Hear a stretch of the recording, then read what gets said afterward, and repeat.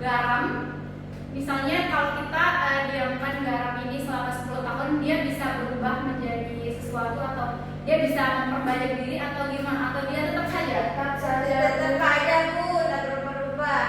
Nah, maka dari itu hari ini kita akan belajar mengenai virus. Tapi virus itu memiliki sifat yang unik, tidak seperti garam. Kalau kita diamkan saja, dia akan tapi kalau dia bertemu dengan sel inangnya, dia akan menjadi makhluk hidup, dan bahkan bisa jadi penyakit bagi tubuh kita. Jadi dulu itu ada ilmuwan bernama Wendell Stanley. Itu ilmuwannya dari Amerika ya. Dia berhasil mengubah virus menjadi kristal.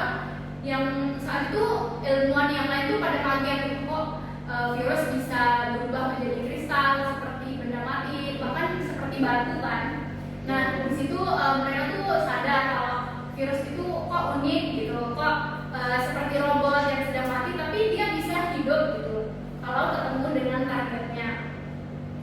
Nah, ibu mau nanya nih, kalau virus bisa berubah jadi kristal padat seperti garam, menurut kalian dia lebih cocok disebut dengan makhluk hidup atau benda mati? Menurut kalian, Bu? Kalau menurut dulu gimana, Bu? Nah, kita akan belajar lagi tentang itu pada hari ini. Nah, kalau virus itu bisa dikristalkan, menurut kalian virus itu termasuk benda mati atau makhluk hidup? Kalau menurut kalian mati. Kalau menurut kalian gimana? Makhluk hidup, Bu. Sebenarnya kalian tuh jawabannya udah benar ya, udah benar dua-duanya. Tapi di sini Ibu akan menampilkan video yang biar kalian lebih paham gitu kenapa jawaban kalian tuh bisa berbeda. Ibu akan menunjukkan videonya ya. Bagaimana virus itu menyerang sel.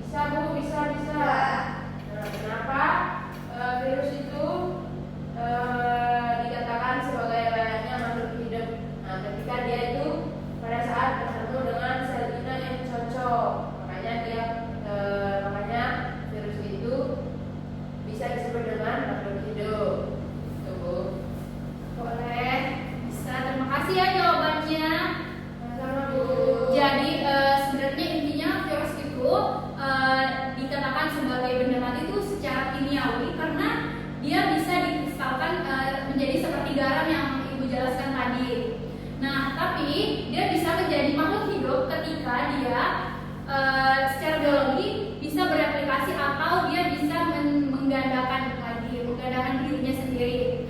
Nah, besok kita akan membahas bagaimana vaksin bisa menjinakkan si kristal hidup ini. Sebelum Ibu mengakhiri pembelajaran pada hari ini, ada yang ingin ditanyakan? Gak ada, sudah paham. Sudah paham ya, baik. Tapi harus dipelajari lagi ya di rumah. Ini besok kita akan belajar bagaimana vaksin menjinakkan si kristal hidup ini.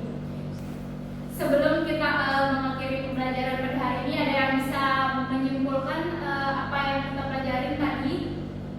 Mungkin bisa dibantu. Saya boleh. Oke, boleh. Jadi kesimpulannya menurut saya itu saya mau kasih kayak contoh ya kesimpulannya. Nah, contohnya itu misal pada gagang pintu, Bu. Iya, Nah, ya. pada gagang pintu itu terdapat virus kan. Nah, kalau kita pegang dengan tangan kita itu akan menyebabkan menjadi penyakit bagi tubuh kita sendiri. Nah, itu bahayanya dari virus tersebut. Itu. Nah, cara menanggulanginya yaitu sering-sering cuci tangan dengan